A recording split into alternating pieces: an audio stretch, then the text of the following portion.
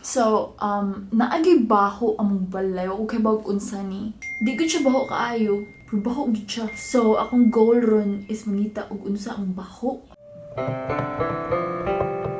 So, di ko sure og naaba sa mga sapatos. So, ako na-realize na kay humot kong tiil. Pero dili siya smell nga ako nabahoan. So, let's find something else. Waves overgrown, calmness of seas. So, good thing kung maybe sa ref. Dili man, humot man siya. Dili na sa ba? Wa siya sud, pero humot siya chorizo. Quick cleaning break. And in the end,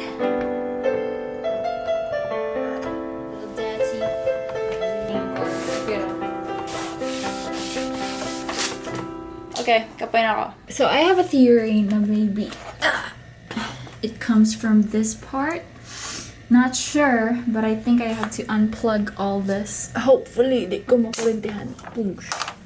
And this one also. And oopsie, and oopsie, and oopsie.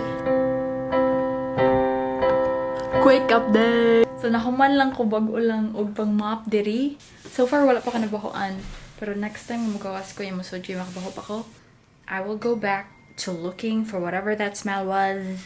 So legit guys, nalimpyo ko rin. Kaya ba mo sa pinakanindot nga compliment nga akong nakuha gikan sa akong nanay. Ningon siya nga ang akong CR daw mas limpyo pa sa akong naong. And in the end, can you tell? Karon kay manilig na pug ko. Di ko ganan manilig kaayo. Sumot na kaya yung ani gani ang silhig. Diba ko sa apelido na ko? Lanot. Ano yung among silhig kay dili lanot. And now, the smell I don't think is from the trash. I don't really think so.